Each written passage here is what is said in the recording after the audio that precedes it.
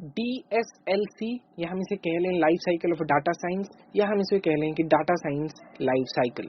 कुछ भी चीज़ कह लें, चीज़ हमेशा रहेगी सेम। किसी चीज़ की लाइफ साइकिल के बारे में अंडरस्टैंड करना है तो इस वीडियो में हम बात करेंगे डाटा साइंस की लाइफ साइकिल के बारे में। अगर आप एक कंप्यूटर साइंस के स्टूडेंट हैं और आपने पहले पढ़ा हुआ है सॉफ्टवेयर इंजीनियरिंग का सब्जेक्ट, तो उसमें आपने पहले पढ़ा होगा SDLC के नाम का एक टॉपिक, जिसमें आपने पढ़ा था सॉफ्टवेयर डेवलपमेंट लाइफ साइकिल। तो ये वैसी ही कोई चीज़ है जिसमें हर एक में आपको स्टेप बाय स्टेप आपने कुछ चीज़ करनी है एंड आप उस चीज़ को अचीव कर सकते हो। वीडियो शुरू होने से पहले मैं आपको ये चीज़ बता दूं कि ये वीडियो शायद बड़ी भी हो सकती है, पर अगर आप किसी अलग अलग वीडियोस पे जाके सर्च करते हैं और आपको प्रॉपर इन्फॉर्मेशन नहीं मिलती है तो ये आपका टाइम ज़्यादा यूटिलाइज करेगा, बजाय कि इसके कि एक वीडियो से प्रॉपर क्लियर अंडरस्टैंडिंग आप ले लें। मैं अपना एक्सपीरियंस आपके साथ अभी शेयर कर देता हूँ कि जब मैं इस टॉपिक को करने जा रहा था कि मुझे बहुत ज़्यादा चीज़ें नहीं मिली, कहीं से भी मिली तो मैं बहुत कंफ्यूज हो रहा था, तो उसके बारे में भी हम आगे आने वाली वीडियो में डिस्कस करेंगे। सो आप सही वीडियो पे आए हैं, सही वीडियो आपने सबने थंबनेल क्लिक किया है, सो आपका टाइम यहाँ पे नहीं खराब होगा। Without wasting any time, my name is Sudhanshu Sharma, let's get started.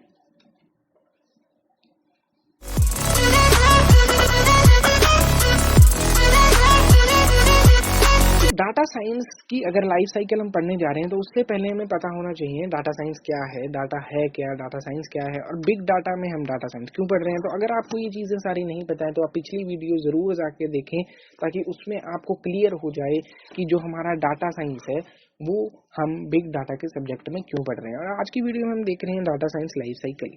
तो डाटा साइंस लाइफ साइकिल एक ऐसी चीज़ है, आपको स्टेप बाय स्टेप प्रोसेसेस करने हैं। एंड कोई भी डाटा साइंस प्रोजेक्ट है, ठीक है, आपको उसकी प्रोसेसेस करने हैं, आपको एक स्टेप बाय स्टेप जाना है और आखिरी में आपको एक रिजल्ट मिल जाएगा।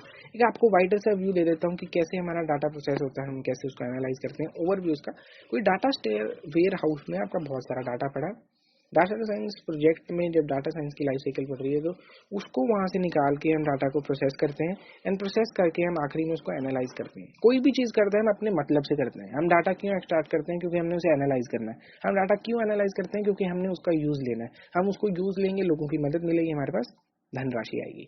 ठीक है जी, आखिरी में एंड पॉइंट पे सारी यही चीज़ होती है, पर मेन चीज़ होती है हमने अपने बंदों के लिए, अपने कंट्री के लिए, अपने पीपल के लिए कुछ ना कुछ करना है। तो ये अपने दिमाग में हमेशा रखें। तो हम देखते हैं डाटा साइंस लाइफ साइकिल होती क्या है। DCLC data science life cycle, DSLC data science life cycle होती क्या है उसके बारे में अंडरस्टैंड करते हैं। तो डाटा साइंस लाइफ साइकिल एक फ्रेमवर्क है। कैसा फ्रेमवर्क है भाई? Provide the structure of the development of the data science project. अगर मैंने देखो आपको पिक्चर डिपिक्ट की है हर एक स्लाइड पे, आपको जब भी कोई वीडियो करते हैं साथ में आपको एक पिक्चर डिपिक्ट की हुई थी, जिसके आप इस पिक्चर को याद रखना, आपको ये सबको याद हो जाएगा। देखिए यहाँ पे एक प्रोसेस चल रही है कि ये करेंगे, ये करेंगे, ये करेंगे, ये करेंगे। तो लाइफ साइकिल में भी यही होता है, आपको प्रोसेसेस होती है, ठीक है। तो प्रोसेसेस आपको याद रखनी है, अच्छा ये होगा, ये होगा, ये होगा, सब कुछ। तो यही है कि प्रोवाइड है, एक फ्रेमवर्क है जो प्रोवाइड करता है structure and development of data science project की कैसे कैसे आपने काम करना है। It basically outline the major steps from start to end that project usually follow. ये आपको सारे स्टेप्स बता देते हैं कि आपने फिर ये करना है, ये करना है, ये करना है, जो कि एक नॉर्मल प्रोजेक्ट फॉलो करेगा। ठीक है जी। Although all the steps are not fixed and can be bypassed or can be repeated until we get the final result. तो डाटा साइंस लाइफ साइकिल की अगर हम बात करें तो इसमें एक इम्पॉर्टेंट पॉइंट ये आ जाता है कि कोई भी प्रोजेक्ट जो है, ठीक है, आप कोई भी प्रोजेक्ट कर रहे हैं, आपने ये चीज़ की है एंड आप फिर इस पे आए, फिर आप इस पे आओगे, फिर आप इस पे जाओगे एंड फिर आप इस पे आओगे। ठीक है जी, नॉर्मल चीज़ है, आपने अंडरस्टैंड की। बट चीज़ यहाँ पे समझने वाली क्या है? चीज़ समझने वाली यहाँ पे ये है कि ऐसी फिक्स नहीं है कि आपने ऐसे ऐसे से जाना है। आपको एक स्टेप्स दे दिए, ठीक है, आप ये करोगे, ये करोगे। ऐसा हो सकता है कि आप इस प्रोजेक्ट से आप सीधा इस पे भी आओ।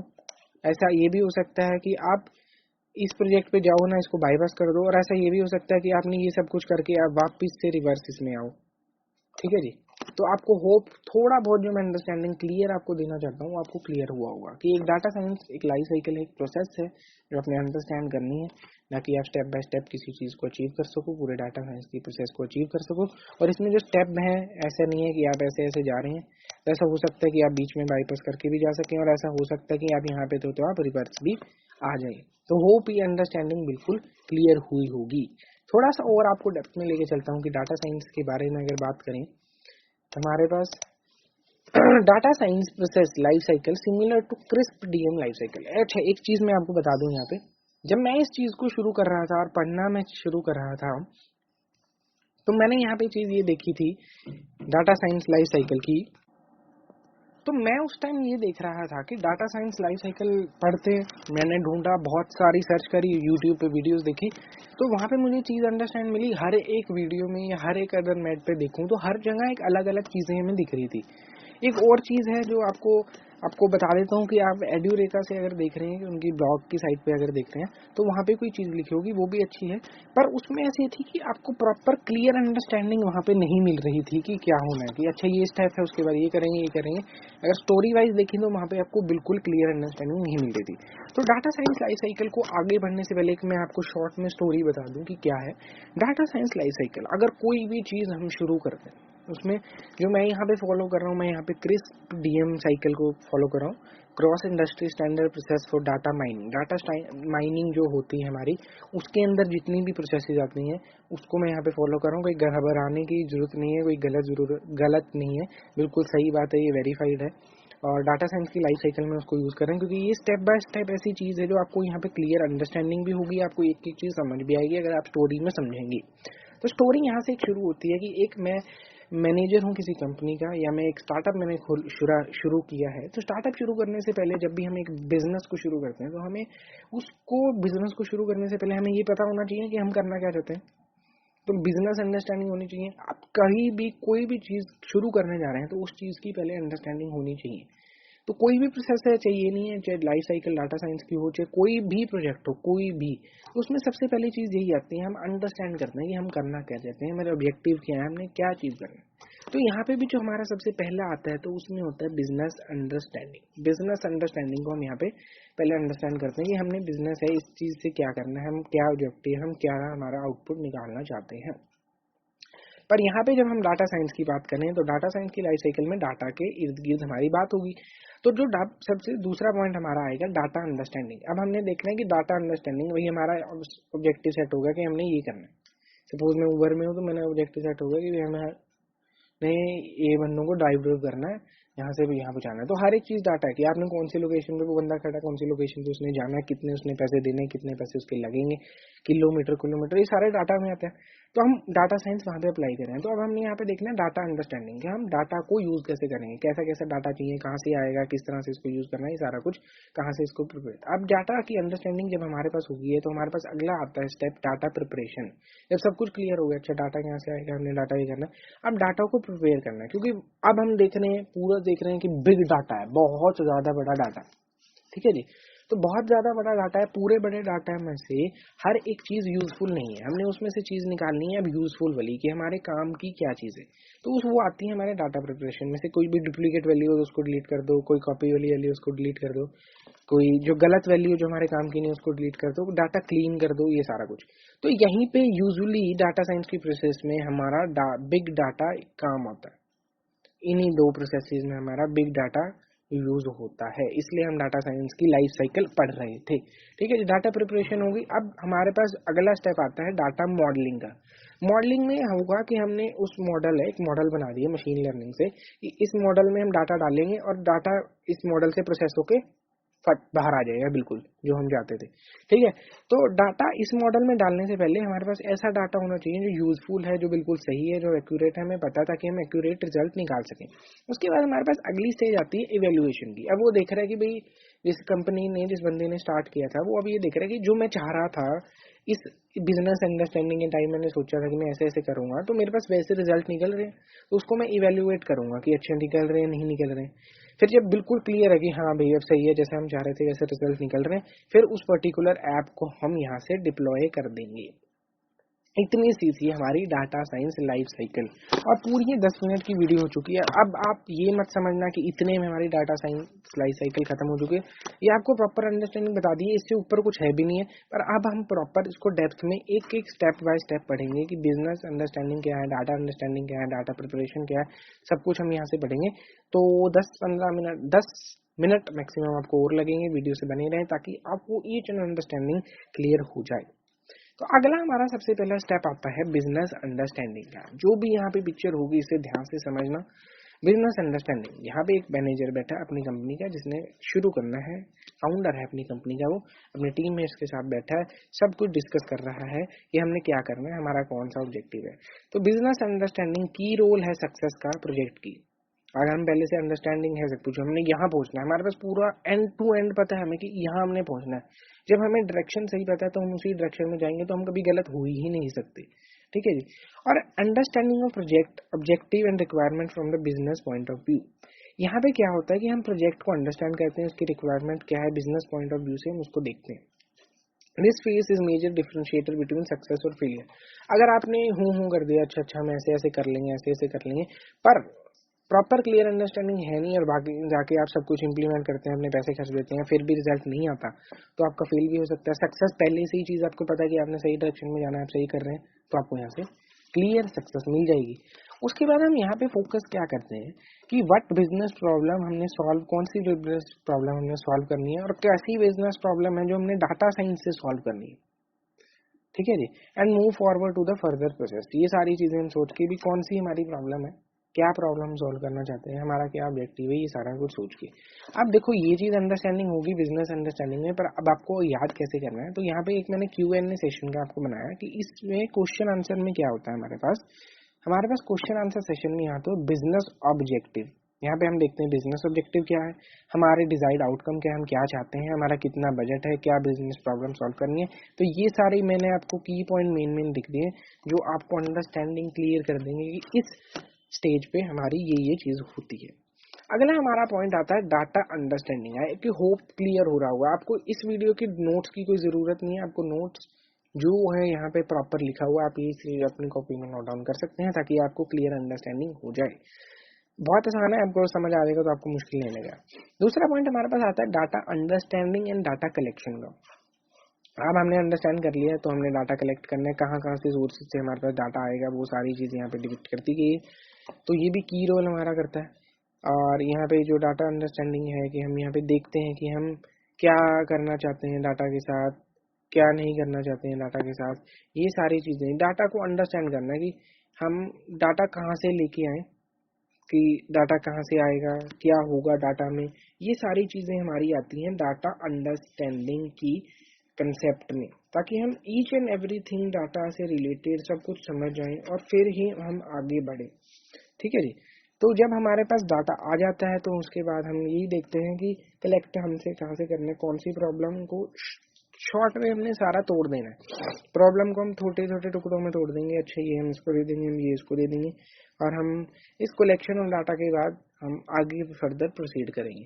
इसमें जो हमारे पास क्वेश्चन आंसर में जो सेशन में हमारे पास आता है कि कौन सा डाटा हमें चाहिए, सबसे पहले कौन सा डाटा हमें चाहिए, कहाँ से डाटा आएगा और हम कैसे प्रिपेयर कर सकते हैं। तो डाटा अंडरस्टैंडिंग के कलेक्शन में हमें यही देखना है कि कहाँ से हमारे पास डाटा आएगा, कैसा हमें डाटा चाहिए और कैसे हम उसको प्रिपेयर कर सकते हैं। तो ये चीज यहाँ की इंपॉर्टेंट चीज थी। होप आपको अंडरस्टैंडिंग हो गई होगी। अब इसके बाद हमारे पास आता है डाटा प्रिपरेशन। ठीक है जी। डाटा प्रिपरेशन अब तक हम देख चुके हैं हम करना क्या चाहते हैं, उसके बाद डाटा से हम कैसे करना चाहते हैं, डाटा को भी अंडरस्टैंड कर लिया कि यहाँ से आएगा, हम कलेक्ट भी कर चुके हैं। अब हमारी बारी है डाटा को प्रिपेयर करने की। आपको यहाँ पे बहुत सारी इमेजेस यहाँ दी हुई है, देखो क्लीनिंग, करेक्टिंग मिसिंग डाटा, इस बारे में सबके बारे में हम अंडरस्टैंड करेंगे। Till now we have already collected some data. In this phase we understand more about the data and prepare it for further analysis. अब हमारे पास अंडरस्टैंडिंग है, डाटा की अंडरस्टैंडिंग है, डाटा हम कलेक्ट भी कर चुके हैं। अब हमें डाटा को इस फेज में प्रिपेयर करना है कि जैसे मैंने आपको बताया बहुत सारा डाटा है पर हर एक डाटा यूजफुल नहीं है। अब देखते हैं बट द कलेक्टेड डाटा मे और may not be required format. जो हमारे पास डाटा है वो क्या पता फॉर्मेट में ना हो, कि हम एक मॉडल में डालेंगे तो किसी फॉर्मेट में डालेंगे ना मॉडल में, कि मॉडल इसको ऐसे प्रोसेस करके दे देगा, तब उसको प्रॉपर फॉर्मेट में लाना है। तो to perform an analytic step two on the data that data needs to be done in format. अगर हमने उस पर एनालिसिस करना है, हमको एनालिटिक मॉडल में डाल के उनसे एनालिसिस निकालनी है, तो वो डाटा सर्टेन फॉर्मेट में प्रोसेस होना चाहिए, मतलब प्रिपेयर होना चाहिए। तो डाटा प्रिपरेशन क्या है? Data preparation is the act of manipulating raw data into a form that can readily and accurately be analysed. मुश्किल लगा हुआ समझने में, पर इसको मैं आसान भाषा में आपको बताता हूँ। देखो डाटा प्रोसेशन प्रिपरेशन जो है वो एक्ट है किस चीज की, मैनिपुलेटिंग रॉ डाटा, जो भी हमने डाटा अभी कलेक्ट किए वो रॉ डाटा किस फॉर्म में, रीडली, जिसको हम आसानी से पढ़ सकें और एक्यूरेट हो और वो एनालाइज किया जा सके इस फॉर्म में। ठीक है जी, अभी तो रॉ डाटा कोई कहीं पढ़ा कोई कैसे पढ़ा कैसे भी आप समझ भी नहीं पा रहे, तो डाटा प्रिपरेशन उसको इस तरह से लाइन बाय लाइन लगा देना है, फॉर्मेट में लगा देना, ताकि वो देख के बंदा उसको समझ सके और उससे एनालिसिस कर सके। क्लियर है जी। अब जो इस पूरी प्रोसेस में, डाटा प्रिपरेशन की पूरी प्रोसेस में, स्टेज में कौन कौन से काम होते हैं उसके बारे में देखते हैं। जैसे कि हमने मिसिंग डाटा है कोई, उसको हम हैंडल कर लेंगे, कोई इनवैलिड वैल्यू है उसको हम करेक्ट कर देंगे, कोई डुप्लीकेट वैल्यू है तो उसको डिलीट कर देंगे, कोई जो स्ट्रक्चर कर देंगे डाटा बिल्कुल अच्छी तरह, ताकि वो हम एल्गोरिथम को दे सकें और वो प्रोसेस हो चुकी। और ये सारी प्रोसेसेस को हम यहाँ पे डाटा क्लीनिंग या प्रिपरेशन कहते हैं। करेक्ट कर देंगे, मिसिंग डाटा को ढूंढ लेंगे, डाटा को स्ट्रक्चर कर देंगे, डाटा को क्लीन कर देंगे, ये सारी मेन चीज होती है डाटा प्रिपरेशन के अंदर। होप ये क्लियर हुआ होगा। अब तक हमारे पास डाटा प्रिपरेशन का सारा कुछ क्लियर हो चुका है। अब जो one data is prepared and clean, जब हमारे पास डाटा प्रिपेयर हो चुका है और क्लीन हो चुका है पूरा, तो ये अब हम जो डाटा साइंस का कोर पार्ट है, जो मेन पार्ट है, उस पे जंप करते हैं, जो कि है मेन डाटा मॉडलिंग। अब हमने देखा डाटा साइंस प्रोसेस मतलब इंसाइट निकालनी है किसी में। तो अब जो अगली हमारे पास स्टेज आएगी डाटा मॉडलिंग की, उसी में ही होता है वो प्रोसेस कि हमने डाटा से अभी तक तो हमने डाटा प्रिपेयर किया, अब उसमें से जो मेन चीज है डाटा साइंस प्रोजेक्ट की, वो भी करना बाकी है, वो हम अगली स्टेज में देखेंगे। और जो डाटा प्रिपरेशन की जो स्टेज है, इसमें एक और चीज आपको पास इम्पोर्टेंट है कि ये ऐसा पॉइंट है जब आपको यहाँ पे लगे कि आपके पास इनफ डाटा नहीं है या आप किसी रॉन्ग डायरेक्शन में जा रहे हैं, अच्छी तरह आपको क्लियर नहीं हो रहा है, तो आप वापिस से फर्स्ट पॉइंट से जहां से हमने बिजनेस अंडरस्टैंडिंग शुरू करी थी, आपको वहां पे वापिस जाना पड़ेगा। Is that clear? और इस यहाँ पे आपको एक और चीज यहाँ पे दिखाई दी है कि जो मेन चीज यहाँ पे होती है डाटा साइंस की लाइफ साइकिल में, जैसे कलेक्शन अभी तक हम कर लिया, फिर क्लीनिंग कर लिया, अब यहाँ पे डाटा एनालिसिस हम अगली में प्रोसेस में हम इसको करेंगे। और जो डाटा प्रिपरेशन का है, यहाँ पे डाटा एनालिसिस्ट जो होते हैं इस स्टेज पे सबसे ज्यादा हाईली काम करते हैं। अगर आप किसी प्रोजेक्ट में काम कर रहे हो तो आप एक डाटा एनालिसिस हो तो आपके डाटा प्रिपरेशन में हाईली काम आप करोगे। अगले स्टेप पे हम चलते हैं डाटा मॉडलिंग की तरफ। डाटा मॉडलिंग का फेज क्या होता है? It in the phase we pre processed data are used for model building in which learning algorithms are used to perform analysis. सब कुछ बिल्कुल इंग्लिश और नॉर्मल इंग्लिश लैंग्वेज में लिखा है ताकि कोई भी इजीली इसको अंडरस्टैंड कर सके। अब ये जो प्रोसेस है, हमारे पास डाटा आ गया, अच्छी तरह प्रिपेयर भी हो गया, तो अब यहाँ पे प्री प्रोसेस डाटा है, बिल्कुल ठीक है, सब कुछ प्रोसेस कर रखा है, जैसे प्रिपेयर किया तो प्रोसेस कर रखा है, उसको जो हमें फॉर्मेट में चाहिए उस फॉर्मेट में है। अब हम उस डाटा को मॉडल में देंगे, जो कि मॉडल मशीन लर्निंग एल्गोरिथम से बना है, ताकि हम उससे एनालिसिस निकाल सकें। ठीक है, मॉडलिंग क्या होता है? Modelling is use to find patterns और बिहेवियर्स इन द डाटा। अब जो डाटा हमने लिखा, तो एनालिसिस निकालने के लिए उसके पैटर्न्स या बिहेवियर को समझना पड़ता है। ठीक है, अब अगर मैं आपको एग्जांपल दूं तो एक स्क्रिप्ट, दो टाइप के मॉडल होते हैं, एक स्क्रिप्टिंग मॉडलिंग होते हैं, एक प्रिडिक्टिव मॉडलिंग। अगर आप किसी वेबसाइट पे जाते हो और सपोज फ्लिपकार्ट या अमेजोन पे जाते हो, कोई सामान चेज करते हो, तो आपको सिमिलर टाइप के प्रोडक्ट्स रेकमेंड होने लग जाते हैं। तो एक वो मॉडल है जिसमें आपका डाटा आया, जो भी प्री प्रोसेस था, जो कि हमने पिछली स्टेजेस में कर लिया, डाटा आपके पास आया, तो अब उसने एनालिसिस करी, तो उससे वो रिकमेंडेशन हमने सिस्टम बना दिया ताकि आपको सिमिलर प्रोडक्ट वो दिखा सके जो आपने खरीदे थे। दूसरा होता है कि आप वेदर आपके वहाँ पे सेंसर्स लगे हुए हैं, डाटा आपका कलेक्ट हो रहा है, तो आप वेदर को प्रिडिक्ट कर सकते हो, तो वेदर की प्रिडिक्शन भी हमारे पास एक आ जाता है, रिकमेंडेशन सिस्टम भी हमारे पास एक आ जाता है। तो हम ये मॉडलिंग से हम पूरी प्रोसेसिंग कर लेते हैं। ठीक है जी, इतना हम कर चुके हैं। अब जो मेन चीज है इसमें क्या होता है, मशीन लर्निंग एल्गोरिथम है, हम यहाँ पे डाटा प्रोसेस कर रहे हैं, किस लिए कर रहे हैं? एनालिसिस निकालने के लिए। किस लिए? एनालिसिस से हम इंसाइट्स निकाल सकें। Is that clear? अब जो मेन चीज है डाटा मॉडलिंग के स्टेज पे, वो क्या क्या होती है? आपने मॉडल बना लिया, उसको ट्रेन किया, उसको वैलिडेट किया, उसको टेस्ट किया, टेस्टिंग में गलती आई, फिर ट्रेन किया, वैलिडेट किया, टेस्ट किया, तो ये चीजें यहाँ पे चलती रहती हैं। और आखिरी में जब हमारे पास मॉडल तैयार हो जाता है, आप उससे इंसाइट्स डिराइव कर सकते हैं, उसमें झांक सकते हैं, उससे एनालिसिस करके हम अलग अलग चीजें उसमें से जो निकालना चाहते हैं हम उसको निकाल सकते हैं। Is that clear? आगे चलते हैं जी। अब हम, हमारे पास मॉडल भी पूरा क्लियर तैयार हो चुका है, जैसा हम चाह रहे थे कि अब अंडरस्टैंडिंग होगी डाटा कहाँ से आएगा, ये सब कुछ देख लिया, फिर डाटा आ भी गया, कलेक्ट भी कर लिया, उसको प्रिपेयर भी कर लिया, प्रिपेयर करके मॉडल में भी डाल दिया, मॉडल से हमने एनालिसिस भी कर ली। अब ये टाइम है जब हम अंडरस्टैंड करेंगे कि जो हम चाह रहे थे बिजनेस अंडरस्टैंडिंग में, जो हम चाह रहे थे कि हम ऐसा करेंगे हमारे पास ऐसा रिजल्ट आ जाए, जैसे हमने चाहा कि अच्छा टू द पॉइंट ये चीज आ गई, अब हम उसको यहाँ पे वही देखेंगे जो हम चाह रहे थे कि वो चीज हमने अचीव कर ली, तो इवेल्युएशन यहाँ पे हम करेंगे जो चीज हम उसको चाह रहे थे। तो in this stage we can finally start evaluating our complete data science system. The end of modelling is characterised by the model evaluation where we measure, यहाँ पे हम चेक करते हैं एक्यूरेसी, जो हम चाह रहे थे कि एक्यूरेट है, जो हम चाह रहे थे कि मॉडल को हम ये काम देंगे वो ऐसे ही डाटा करेक्टली हमें दिखा देगा। रेलेवेंट है, जो हम चाह रहे थे कि जो हम चाह रहे हैं कि अच्छा ऐसे है तो आंसर उस पर सही दे रहा है, वो क्या पता गलत दे रहा हो, रिकमेंडेशन जो है या वेदर की रिपोर्ट आपको गलत दे रहा हो। तो यहाँ पे हम सब कुछ इवेल्युएट करेंगे, इस स्टेज का इतना ही काम है कि अच्छा ठीक है इवेल्युएट इवेल्युएट ठीक है तो ठीक है, एक्यूरेसी एंड रेलिवेंसी यहाँ पे हम चेक करेंगे। लास्ट स्टेज बहुत ही मजेदार स्टेज हमारे पास आ जाता है। अब देखो सब कुछ हो चुका है, डाटा डूटा सब हो गया, मॉडल कर दिया, प्रोसेस कर दिया, इवेल्युएट भी कर लिया। अब जब इवेल्युएट हो गया, जब हमारे पास क्लियर है कि हाँ जी बिल्कुल सही है हमारा मॉडल, अब ये रेडी है डिप्लॉय करने के लिए। डिप्लॉय मतलब अब ये रेडी है कि हम इसको सोसाइटी को दे सकते हैं ताकि सोसाइटी के जो हमारे पीपल हैं वो इसको अच्छी तरह यूज कर सकें। तो the goal of this stage is to deploy the model into a production और production like environment for final user acceptance. अब ये यूजर्स के पास ही जाएगा डायरेक्टली। किस किस फॉर्म में होता है, एक एंड्रॉयड ऐप भी बना सकते हैं आप, iOS ऐप भी बना सकते हैं, कोई डेस्कटॉप एप्लीकेशन भी बना सकते हैं। तो इन वे में आप डिप्लॉय कर सकते हैं ताकि इसको यूजर यूज कर सकें। अब एक और चीज यहाँ पे ध्यान देने वाली है, here the user must evaluate the performance of the model and if they found any issue with the model and then they must be fix in the stage. जैसे अब यहाँ पे क्या आपने डिप्लॉय कर दिया, यूजर इसको यूज कर रहे हैं, हर एक ऐप हर एक सॉफ्टवेयर जो आप यूज करते हैं तो वो हर एक चीज में आपसे फीडबैक मांगते हैं।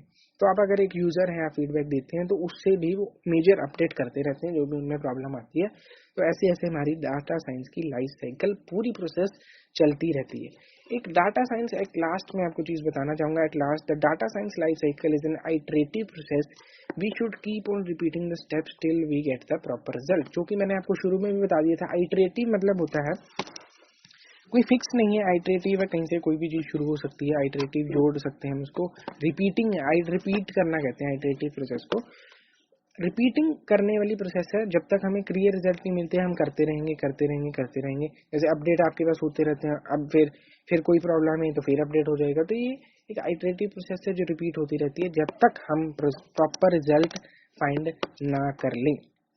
अब प्रॉपर अंडरस्टैंडिंग इतनी ही थी हमारी डाटा साइंस की पूरी लाइफ साइकिल। अगर हम डाटा साइंस के प्रोसेस को पूरा वाइडर से देखें, दूर से देखें, तो सबसे पहले हमने क्या किया था, हमने कलेक्ट किया था, फिर उसके जैसे अंडरस्टैंडिंग वगैरह की थी, फिर हमारे मेजर स्टेप्स किया था। डाटा से जब शुरू हुआ था हमारा, जब डाटा का प्रोसेस में शुरू हुआ था आना, तो डाटा से हमने पहले से किया था कलेक्शन, फिर उसकी हमने प्रिपरेशन में क्लीनिंग करी थी, और हमने बताया था क्लीनिंग पे डाटा एनालिसिस मेन होता है, प्री प्रोसेस डाटा, फिर प्री प्रोसेस डाटा के बाद मॉडलिंग हुई, फिर उसके बाद हमने इसको डिप्लॉय कर दिया। मेन चीज हमने अगर हम देखें तो मेन चीज हमने यही देखी थी, मेन। अब आप यहाँ से देख सकते हैं कि आपको ऐसा भी क्वेश्चन आ सकता है, ये पता भी होना चाहिए, जैसे अगर आप जॉब करने कहीं जा रहे हो तो आप किस पोजीशन पे, आप क्या, जैसे डाटा साइंस की अगर आप फील्ड में जाते हो, बिग डाटा की फील्ड में जाते हो, तो आप इन पोस्ट पे जाएंगे जो आपको यहाँ दिखा रहे हैं। डाटा इंजीनियर बन सकते हैं आप, डाटा एनालिसिस बन सकते हैं, मशीन लर्निंग इंजीनियर बन सकते हैं, डाटा साइंटिस्ट बन सकते हैं। ठीक है जी। तो डाटा इंजीनियर है वो मेन कहाँ रहता है, इन दो स्टेजेस पे वो हाईली एक्टिव रहता है। जो डाटा एनालिसिस्ट है वो इन दो स्टेजेस पे हाईली एक्टिव रहता है। जो मशीन लर्निंग मॉडल बिल्डिंग के टाइम पे वो यहाँ पे एक्टिव रहते हैं। और जो डाटा साइंस इन सब का बाप, जो मेन चीज है बंदा, वो पूरी प्रोसेस में इन सबको जो नीचे वाले बंदे हैं इनको गाइड करता है। तो ये प्रॉपर आपको ओवरव्यू दे दिया कि हमने पूरी डाटा साइंस की प्रोसेस में अभी तक क्या करा है। तो that is it for this video. I hope कि आपको प्रॉपर क्लियर अंडरस्टैंडिंग हुई होगी। अब तक की वीडियो में कोर्स में आपको 3 वीडियो आ चुके हैं जिसमें बिग डाटा की हम प्रॉपर अंडरस्टैंडिंग कर चुके हैं। फिर बिग डाटा के बाद हम डाटा साइंस की डेफिनेशन कर चुके हैं। अब हम इसमें पढ़ चुके हैं कि हमारे पास डाटा साइंस की लाइफ साइकिल क्या है, डाटा साइंस की लाइफ साइकिल क्यों पढ़नी चाहिए, ये भी हमने डिस्कस कर लिया। डाटा साइंस की लाइफ साइकिल में क्या क्या होता है सब कुछ डिस्कस कर लिया। तो यही था इस वीडियो में। होप आपको अंडरस्टैंडिंग क्लियर हुई होगी। अगर आपकी किसी भी मायने में मैंने मदद की है तो please like share and comment this subject. This channel, sorry, ताकि ऐसे आने वाले टाइम पे मैं ऐसी वीडियो बनाता रहूँ। अगर आपको कोई भी डाउट हो यहाँ पे आप मेरे से टेलीग्राम या इंस्टाग्राम पे कहीं, टेलीग्राम, ट्विटर या ईमेल आईडी पे कहीं भी आप मेरे से कॉन्टैक्ट कर सकते हैं। So thank you and have a nice day. That is it for this video.